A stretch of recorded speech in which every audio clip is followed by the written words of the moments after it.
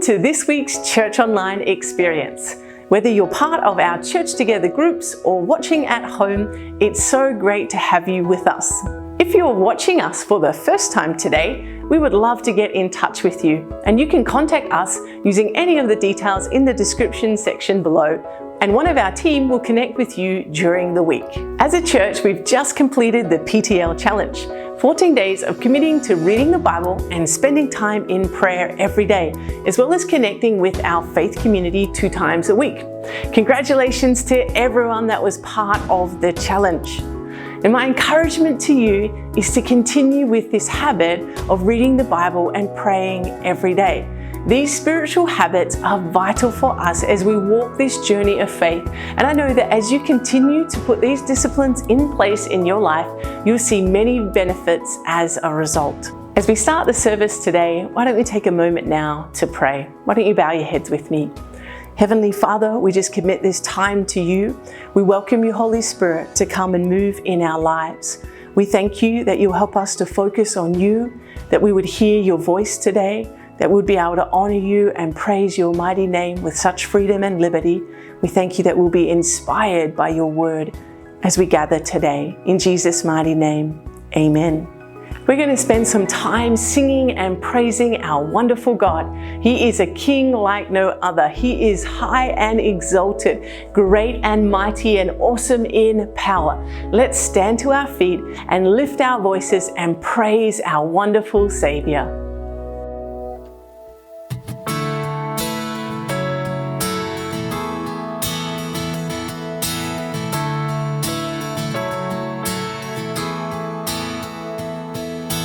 Came from heaven's throne, embraced a crown of thorns,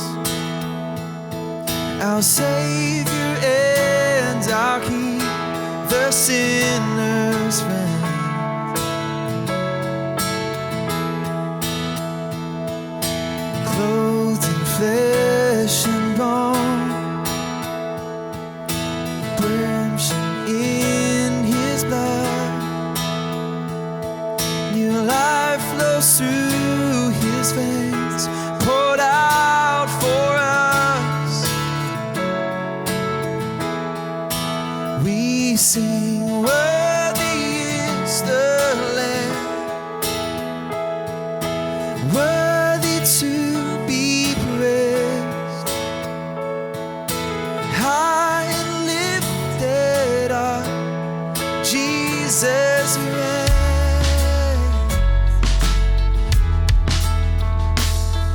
There's freedom in his scars and healing in his wounds. Oh, death, where is your sting?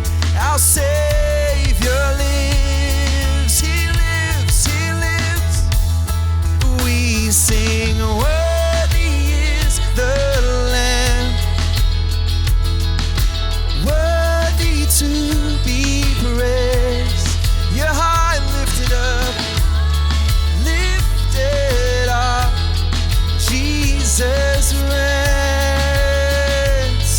Oh, we sing, worthy is the Lamb forever, worthy to be praised, high and lifted up, Jesus reigns, Jesus reigns, high and lifted up. Oh, he reigns, he reigns, he reigns. There's no one greater than our Lord.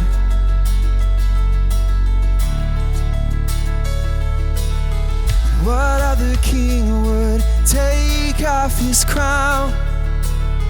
What other king would give up his throne? And what other king would hang on a cross and lay down his life for love? What What other king has risen from death? What other king has conquered the grave? What other king has rolled back the stone and walked from the tomb alive? He's alive now, he's alive now.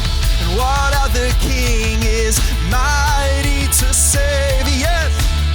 And what other king is worthy of praise? And what other king is seated on high in heaven above in glory? And we sing, worthy is the Lamb. Hey! Worthy to be praised. Oh yeah. And high and lifted up. Jesus reigns. Oh, he reigns. Yeah, he reigns. And we sing, worthy is the Lamb.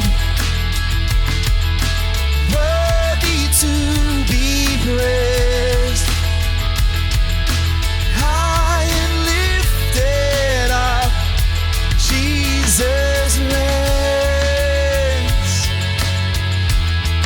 Jesus reigns. Jesus reigns. He reigns, he reigns. Jesus reigns.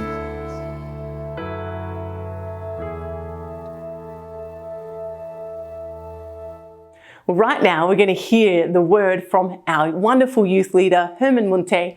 Let's open our hearts and prepare our minds as we hear this message today. Let's welcome him now. Hai Church, saya berharap Anda memiliki minggu-minggu yang sangat baik. Minggu ini kita berada dalam seri tentang doa.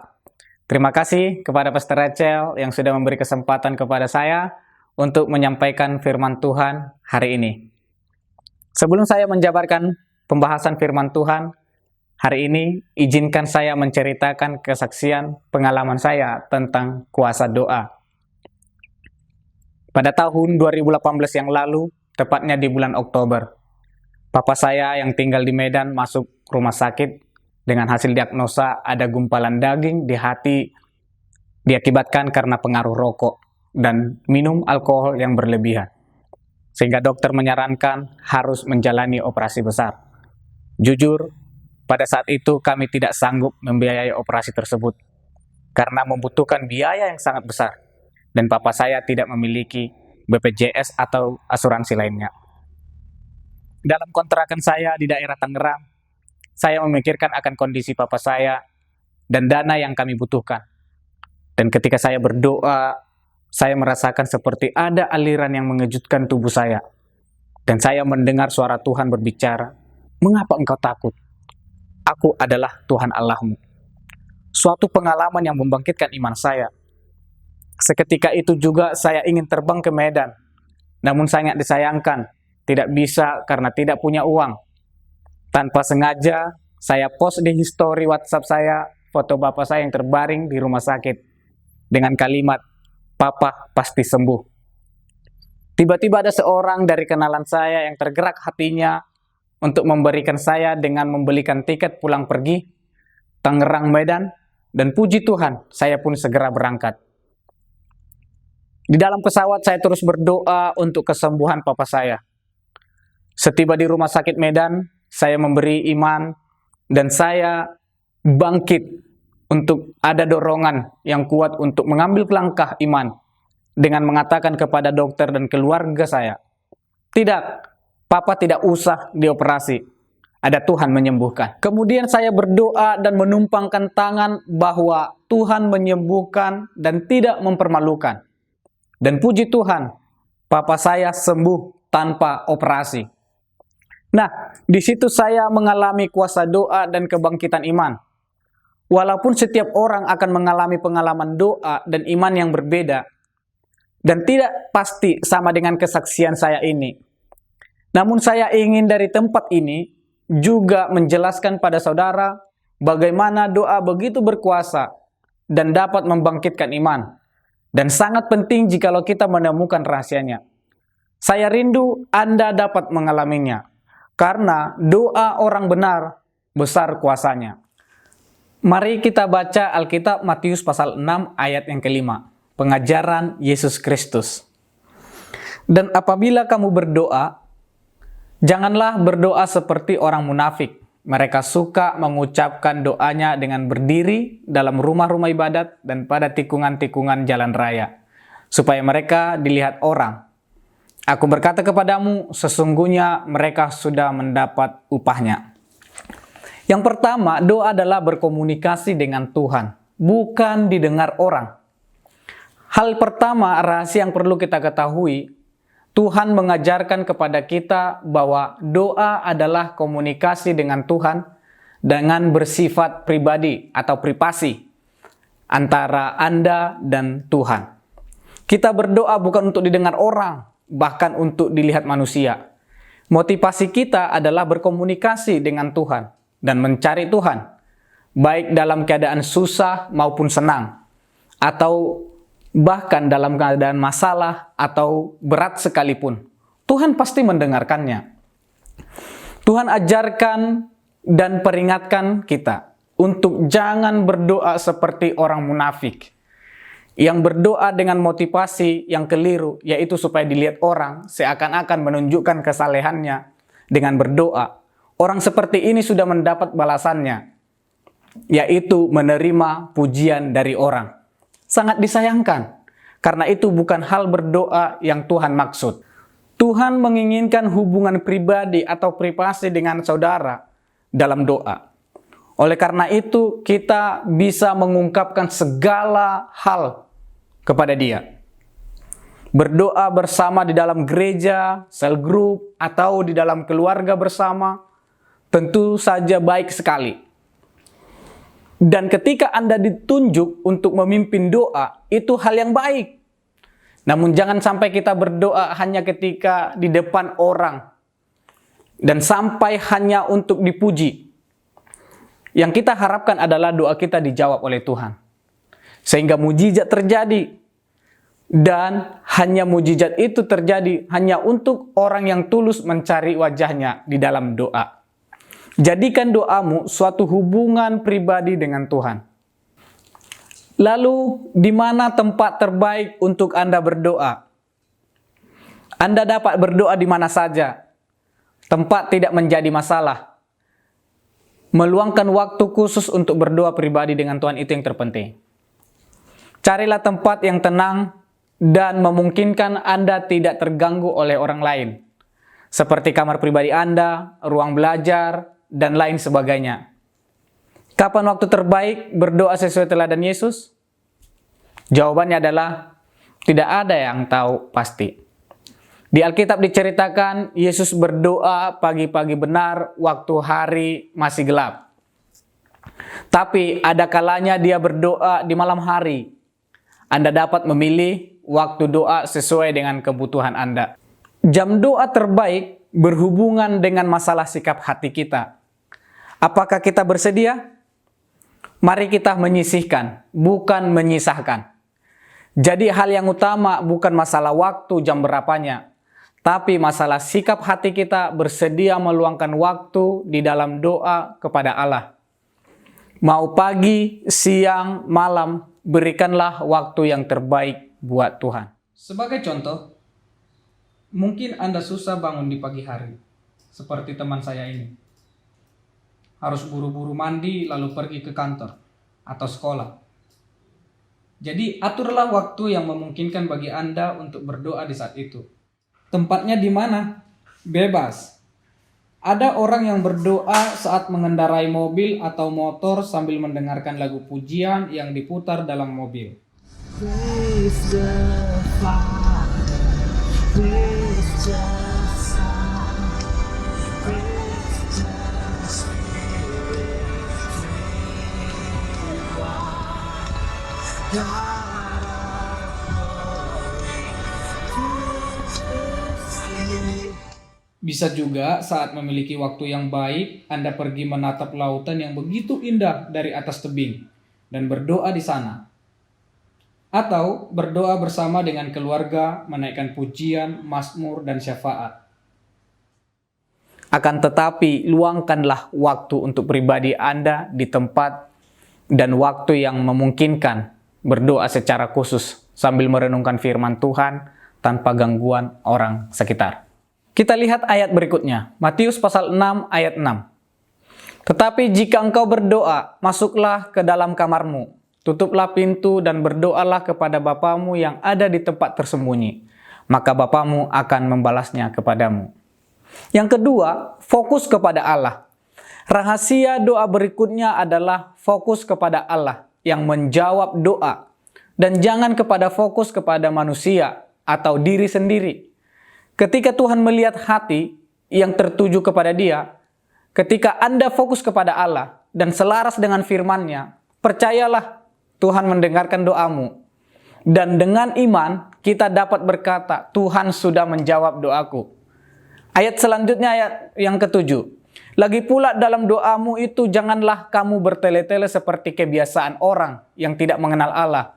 Mereka menyangka bahwa karena banyaknya kata-kata, doanya akan dikabulkan. Tuhan tidak pernah terkagum dengan kata-kata manusia. Sebab Dia melihat hati kita. Jangan menganggapan saya nggak bisa doa karena saya nggak pintar berbicara. Berdoa itu tidak perlu orang yang pandai bicara. Tuhan memahami isi hati kita, perasaan kita, dan kebutuhan kita. Bapamu tahu semua kebutuhanmu. Itu jangan terlalu pusing dengan pemikiran, doaku diterima nggak ya oleh Tuhan? Kira-kira kedengarannya bagus dan puitis nggak ya? Buang jauh-jauh pemikiran tersebut. Doa adalah membangun komunikasi dengan Tuhan. Oleh karenanya, upayakan kita selalu tertuju kepada Tuhan. Terbuka, bersikap apa adanya kepada Tuhan, akan kuasanya. Panjatkan di dalam nama Tuhan Yesus, satu-satunya alamat yang benar. Sebab Yesus satu-satunya jalan kepada Bapa yang di surga. Satu nama yang menyelamatkan itu sampai kepada Allah Bapa yang Maha Kuasa. Dia cinta Anda dan selalu ingin berkomunikasi dengan Anda. Menghadap hadiratnya di dalam doa, baik sekali di mata Tuhan. Salah satu ilustrasi yang terpenting adalah seperti anak kecil yang tidak tahu meminta apa. Tapi ayahnya ini mengerti apa yang harus dia lakukannya. Mengerti. Tapi ayahnya ini langsung menggendong, merangkul. Karena bapak ini sayang kepada anak itu. Seperti saya sebagai bapak, ketika Zoya menangis, rewel, dan saya mengerti berarti ada sesuatu yang kurang. Sehingga saya kasih air atau susu oleh ibunya, dan saya perbaiki mungkin popoknya atau bajunya. Saat dia mungkin lagi pup, saya ganti. Saya ngerti apa yang dibutuhkan oleh Zoya pada saat sekarang ini. Demikianlah Bapa kita. Tuhan mengerti dari lubuk hati kita yang terdalam. Tuhan mengerti segala kebutuhan kita. Jadi jangan bertele-tele berdoa. Fokuslah kepada Tuhan, karena Dia sedang menantikan doa Anda saat ini. Rahasia doa selanjutnya, ini bukan lagi hal yang asing lagi kita dengar. Siapa yang tidak tahu doa Bapa kami? Berulang-ulang kali di gereja-gereja, dimanapun juga di seluruh dunia. Kita baca ayatnya, kita baca doa ini. Mari bersama-sama kita baca Matius pasal 6 ayat yang ke-9. Karena itu berdoalah demikian. Bapa kami yang di surga, dikuduskanlah namamu. Kalimat yang pertama dari doa Yesus di sini yaitu Bapa kami yang di dalam surga, dikuduskanlah namamu. Merupakan kalimat yang paling penting karena menunjuk kepada seorang pribadi yang menjawab semua doa, yaitu Bapa di dalam surga. Jadi doa itu adalah hubungan dengan seseorang pribadi yang paling berkuasa sejagat raya. Jadi percayalah, sejak hari ini kalau Anda berdoa bahwa Allah itu ada dan memberi upah kepada siapa yang sungguh-sungguh mencari Dia. Selanjutnya, datanglah kerajaanmu. jadilah kehendak-Mu di bumi seperti di sorga. Ketika kita berdoa, penting untuk kita ketahui, kita harus berserah penuh kepada Tuhan. Allah tahu apa yang kita butuhkan, tapi izinkan Dia memerintah terlebih dahulu dalam hidup kita. Tuhan harus menjadi raja atas hidup kita. Baru Dia bisa menuntun hidup kita. Sehingga apa yang kita minta selaras dengan kehendak-Nya atas hidup kita. Selanjutnya, berikanlah kami pada hari ini makanan kami yang secukupnya. Ya, minta kepada Tuhan apa yang kau perlu. Jangan malu dan jangan ragu. Yang penting datang sama Tuhan itu terus terang. Tuhan itu mengasihi kita. Dia bukan cuma peduli dengan kebutuhan rohani kita saja. Dia juga peduli dengan kebutuhan jasmani kita. Dan sayangnya masih banyak orang yang tidak percaya akan hal itu. Percayalah akan perbuatan Allah yang ditulis dalam Alkitab. Bahwa Dia berkuasa untuk melakukan mukjizat. Dia memerintah kepada burung-burung gagak untuk memberi makan Nabi Elia ketika dalam persembunyian. Memberi makan janda Sarfat untuk beberapa waktu lamanya hanya dari segenggam tepung dan minyak dalam pundi-pundi. Memberi makan 5.000 orang hanya dari 5 roti dan 2 ekor ikan. Bahkan sampai menyisahkan 12 bakul. Puji Tuhan, untung tidak ada di sana orang Batak sama orang Manado. Setara bungkus itu. Dia peduli dengan kebutuhan jasmani Anda. Mintalah dengan terus terang kepada Tuhan. Karena Dia mengetahui terlebih dahulu apa yang kita butuhkan. Jika Dia mengetahui apa yang kita butuhkan, kenapa masih kita meminta? Saudaraku yang terkasih dalam Tuhan, karena Tuhan mau kita mendekat kepada Dia. Menjadikan Dia sumber dari segala yang kita butuhkan. Doa juga satu jalan untuk mendekat dengan Allah lewat keadaan yang kita perlukan, pertolongan Tuhan dan mujizat-Nya. Ayat yang ke-12. Dan ampunilah kami akan kesalahan kami, seperti kami juga mengampuni orang yang bersalah kepada kami. Dan janganlah membawa kami ke dalam pencobaan, tetapi lepaskanlah kami daripada yang jahat, karena Engkaulah yang mempunyai kerajaan, dan kuasa dan kemuliaan sampai selama-lamanya. Amin. Kedua ayat ini sangat istimewa karena merupakan bagian penutup dari doa Bapa kami dan menjadi penentu doa yang berkenan kepada Allah dan selaras dengan perintah-Nya. Hal tersebut berkaitan dalam diri kita. Sesuatu yang berbeda berada dalam diri kita. Yesus mengajarkan kepada kita yaitu ketika kita berdoa, kita harus melakukan kontemplasi dan introspeksi diri. Apakah ada sesuatu yang salah dalam diri kita yang berpotensi jadi penghalang dalam doa kita sendiri? Yang pasti, yang paling berbahaya adalah hati yang tidak mau mengampuni. Hati seperti ini, pendendam, menyimpan kesalahan orang, penuh dengan kepahitan. Jika kita masih memiliki hati yang seperti itu, tentu doa tidak didengar oleh Tuhan. Tuhan ajarkan kita untuk terbuka dengan apa yang kita alami dan untuk belajar mengampuni. Karena mengampuni adalah perintah Tuhan. Dan mengampuni adalah keputusan terbaik yang kita bisa lakukan agar Tuhan menjawab doa kita. Dan memulihkan kehidupan kita. Hati yang tidak mengampuni seakan-akan seperti musuh yang tidak kelihatan. Kedua, sesuatu yang berada di luar diri kita. Jangan tuntun aku dalam pencobaan. Ini suatu kesadaran. Iblis yang hendak mencobai dan menjatuhkan kita. Kehidupan di dunia di luar sana berbahaya, banyak jebakan. Hanya ketika kita menyadari hal ini, maka kita dapat berdoa melepaskan aku dari yang jahat. Pakai otoritasmu, katakan di dalam nama Tuhan Yesus. Seperti yang Yesus katakan kepada iblis, enyalah daripadaku. Pakai otoritas itu, dan Anda pasti selalu mengalami mujizat dan kemenangan bersama Tuhan. Kini, kita tiba di akhir dari perenungan firman Tuhan pada hari ini. Saya mau kita semua untuk mengingat bahwa Doa adalah hubungan personal dengan Tuhan dalam komunikasi dengannya. Sebagai Bapa yang baik, oleh karenanya doa memiliki kuasa. Yang kedua, fokusnya adalah Tuhan, bukan diri sendiri atau orang lain.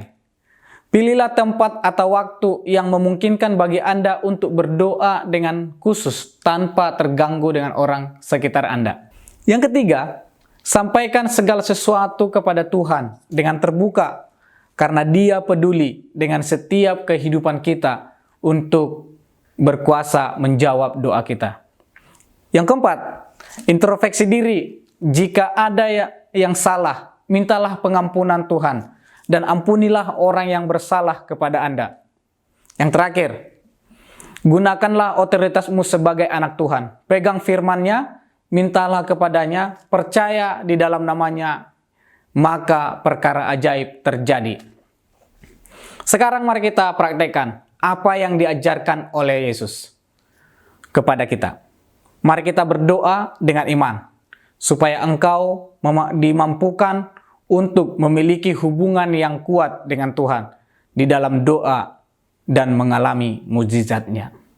Tuhan Yesus memberkati.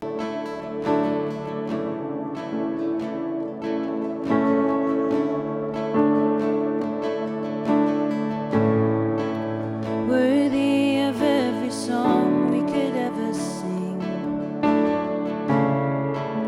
worthy of all the praise we could ever bring,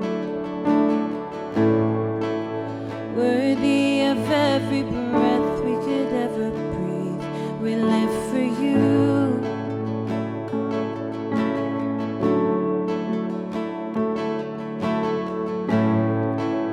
Jesus, the name above every other name. Jesus, the only one who could ever save.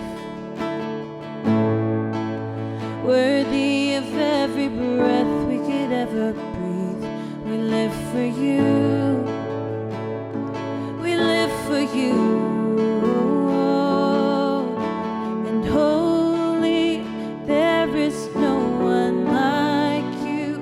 There is none beside You. Open up my eyes in wonder. Show me who You are and fill me with Your love and lead me in Your love to those around me.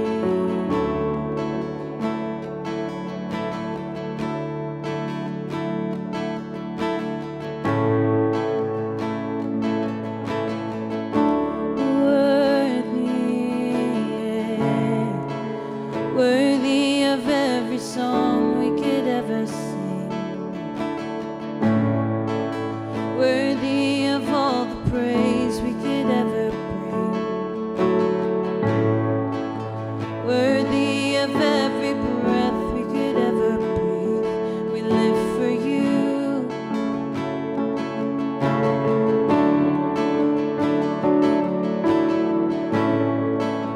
Jesus, name above every other name.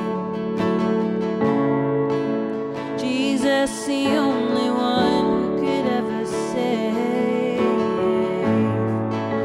Worthy of every breath we could ever breathe. We live for You. We live for You. And holy, there is no one like You. There is none beside You. Open up my eyes in wonder. Show me who You are and fill me with Your love and lead me in Your love to those around me. And holy, there is no one like You. There is none beside You. Open up my eyes in wonder. Show me who You are and fill me with Your heart and lead me in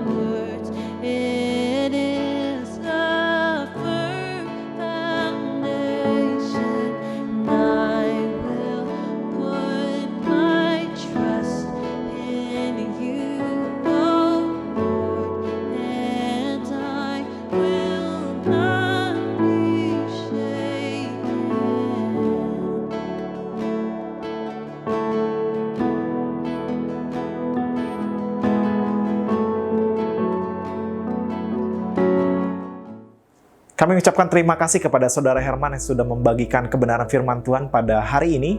Kita kembali belajar tentang makna dari kuasa doa dan pertumbuhan iman kita. Untuk Family Chat Time hari ini, kita akan kembali memainkan kelanjutan dari This or That, ini atau itu, di mana Anda akan menyaksikan dua opsi dan Anda bisa memilih mana yang paling Anda sukai dari dua pilihan itu. Jika Anda adalah bagian dari Church Together Gathering hari ini, Anda dapat membagikan jawaban Anda dengan orang di sebelah Anda, atau jika Anda menonton secara online, tuliskan jawaban Anda dalam live chat atau kolom komentar di bawah ini. Selamat menikmati!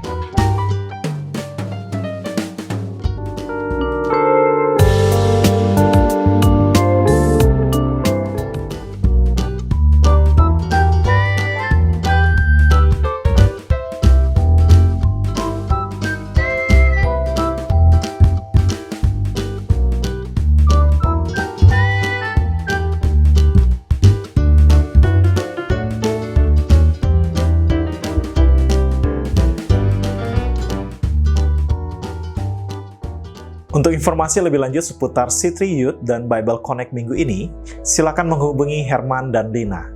Thank you so much, church, for your continued generosity during this season. If you're part of our Church Together gatherings today, then you can give by using the black giving box, or if you're watching online, you can use online banking. And our church banking details will be shown on the screen in just a moment, and I pray that God will richly bless you as you give today.